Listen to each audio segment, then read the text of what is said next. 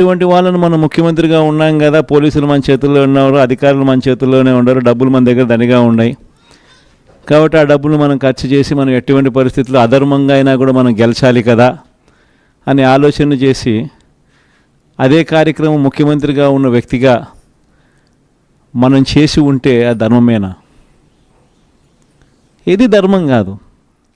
చంద్రబాబు నాయుడు నైజం మాత్రం చూపిస్తానే ఉన్నాడు.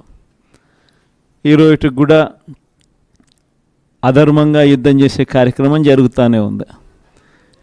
అధర్మంగా యుద్ధం చేసే కార్యక్రమంలో భాగంగా మన పార్టీ తరపు నుంచి ఎవరైతే గెలిచినారో వాళ్ళందరికీ ఫోన్లు చేయడం, లేదా వాళ్ళ దగ్గరికి మనుషులను పంపించడం, నీకు 5 లక్షలు ఇస్తా, నీకు 10 లక్షలు ఇస్తా, వస్తావా అని పిలవడం, అడగడం. ఎంత మటుకు అంటే రాజకీయాలలో విలువలు అనేటివి పూర్తిగా అట్టడుగు స్థానంలోకి తీసుకొని పోయే కార్యక్రమం జరుగుతూ ఉంది. ఏ రోజైనా కూడా ఒక రాజకీయ నాయకుడు ఎదగాలంటే మాత్రం విలువలు విశ్వసనీయతతో కూడిన రాజకీయాలు చేస్తేనే ఆ రాజకీయ నాయకుడు ఎదుగుతాడు.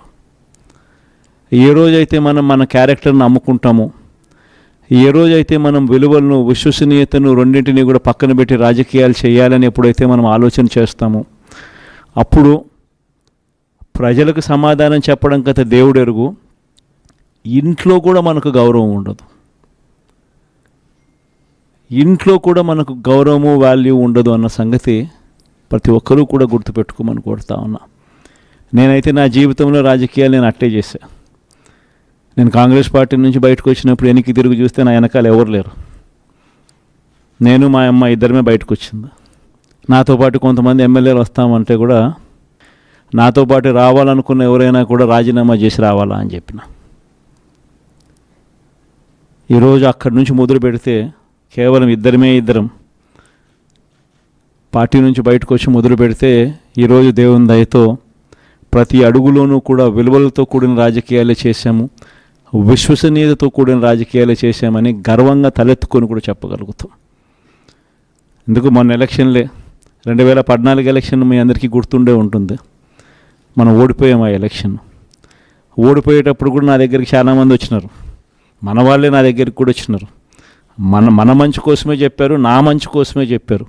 అన్న చంద్రబాబు నాయుడు ఇష్టం వచ్చినట్టు అబద్ధాలు ఆడుతూ ఉన్నాడు, రైతులకు రుణమాఫీ అంటూ ఉన్నాడు, మహిళలకు రుణమాఫీ అంటూ ఉన్నాడు, ఇంటింటికి ఉద్యోగం అంటున్నాడు, ఉద్యోగం ఇకపోతే 2000 అంటున్నాడు, ప్రతి ఒక్కరికి 3 సెంట్ల స్థలం అంటూ ఉన్నాడు. ఇది చంద్రబాబు నాయుడు అంటా ఉన్నాడన్నా, మనం కూడా అనకపోతే ఎట్టా, మనం కూడా రైతులకు రుణమాఫీ చేయకపోతే చేస్తామని చెప్పకపోతే ఎట్టా, ఫస్ట్ చెప్పేసేయండి నా, మళ్ళీ సంగతి మళ్ళీ చూస్తాము అని నాతో కూడా చెప్పినారు. కానీ చెయ్యలేనిది జరగనిది చెప్పడానికి మీ జగన్ ఇష్టపడలా, అబద్ధం చెప్పలా. అబద్ధం చెప్పనందుకు ఆ ఎన్నికల్లో మనం ఓడిపోయినాం. ఆ ఎన్నికల్లో మనం ఓడిపోయి ప్రతిపక్షంలో కూర్చున్నాం. దాని తర్వాత చంద్రబాబు నాయుడు పరిపాలన చేశాడు.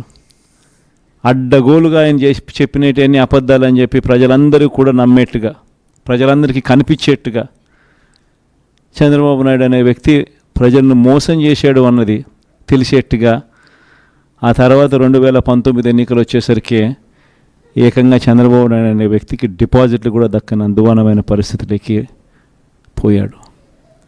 2019లో మళ్ళీ మనం అధికారంలోకి వచ్చినాం.